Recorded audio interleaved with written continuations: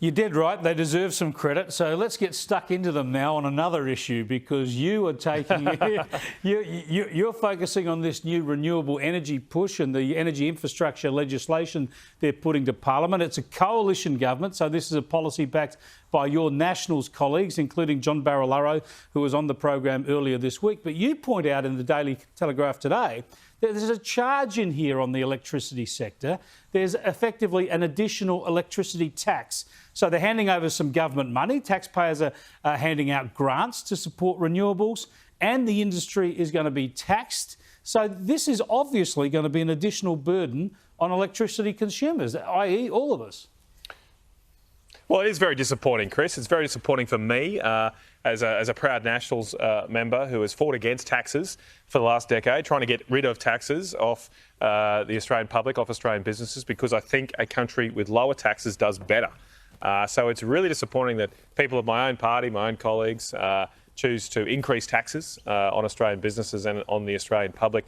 And look, yes, that's a little hard to criticise your own friends and colleagues, but our first duty, my first duty, is to the people I represent, the good and hard-working people in our coal industry, like here in the Hunter Valley and in central Queensland where I'm from, because this is a tax. It's a tax placed on people's power bills, all with the aim of putting coal-fired power stations out of action, and all with the aim or the cause or the effect, all with the effect of lifting power prices. The Act itself says that the Minister and his consumer trustee can determine how much money renewable energy needs each year. It's quite an extraordinary act. They get to determine how much money each year the renewable energy industry needs, and then that money is recovered by making electricity distribution networks make a contribution, a tax, to that fund to pay for the renewable energy investors. And Chris, doesn't this just put the absolute lie to the myth that renewables is cheaper? We're told that all the time, that renewables is cheaper. Well, if it's cheaper, why do they need taxes on electricity bills to pay off their investments? Well, spot on. Now, as you say, the legislation calls this a contribution. The electricity distributors have to make a contribution to support the renewable energy sector. As you say, that means it's a tax. If the government's telling them to cough up more money, that's a tax. And in fact, this is effectively a carbon tax, isn't it? Yeah, look, I make contributions. Chris, I make contributions when I go to Mass. I put some money in the plate.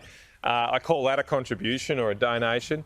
I don't think a contribution, a mandatory contribution, which you are made to pay at pain of a $220,000 penalty under this Act, I don't think that's a contribution. It is a tax. It's using the government-enforced power of the law to make you pay, and that's a tax. And we know that a tax on electricity companies is going to lead to higher power prices, higher power bills. As I say, this particular tax goes back to funding renewable energy. And so it is a carbon tax because it's only the benefits of the tax, or the benefits of the proceeds of the tax, will flow to non-carbon sources of energy, non-coal-fired power sources of energy. And that's just absurd. Where here I am in the Hunter Valley with the world's best thermal coal. If we burn a tonne of Hunter Valley thermal coal, it'll lead to 30% fewer emissions than in Indonesia, than Indonesian coal, 70% lower emissions than Indian coal. We should be using Hunter Valley coal to protect the environment and create jobs here in Australia. Look, I can't fault your logic. This is a tax because it's the government demanding companies pay a contribution. It is aimed at reducing the use of fossil fuels and encouraging renewables, so it's aimed at reducing our carbon dioxide emissions. So we do have this bizarre situation where a coalition state government, a Nationals and Liberal state government, is now proposing to legislate a form of carbon tax.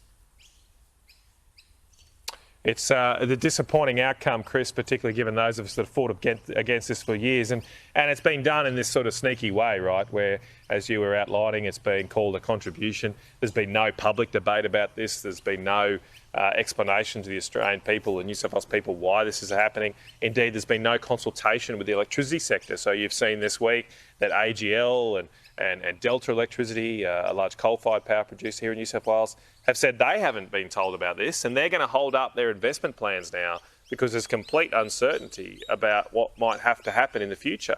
One part of this Act, Chris, just to show you how draconian this is one part of this Act gives the Minister the power to direct and make a network provider an electricity network provider to build a transmission line. So they're made to build something. Now, this is a Liberal National government, Chris. This is a Liberal National government saying that a minister in a government can force a company to do something, not just to pay a tax or to get a subsidy, but to actually go and do that. You've got to go and build that thing whether you want it or not. We're the government, we're the law, and you'll do as we say. I think that is completely against the principles and values that I stand up for as a member of the Nationals Party and a member of the LNP in Queensland. This is an extraordinary clash in policy between state and federal coalition governments. What will the federal government do? What will you be urging the federal government do to prevent this going ahead?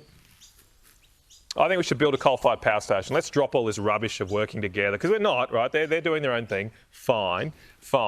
I think we should use our defence powers, as we did to build Snowy Hydro, and build a coal-fired power station in the Hunter Valley here using the world's best thermal coal. Last year we had a proposal from Vales Point to build a new Healy coal-fired power station. It wasn't proceeded with because it was seen to be unpopular ahead of the election.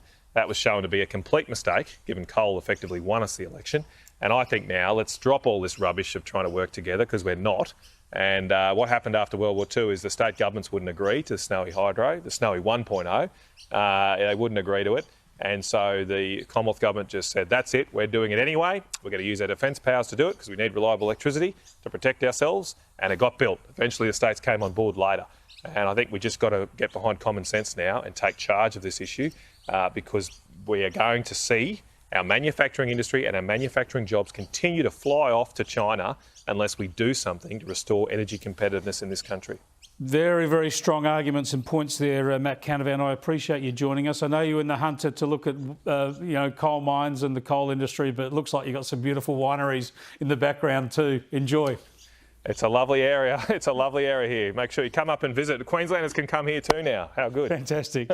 Matt Canavan there, who's a Queensland Senator, of course, a former Resources Minister. Powerful stuff there. His criticism of his own party's effective coalition government policies and legislation in New South Wales.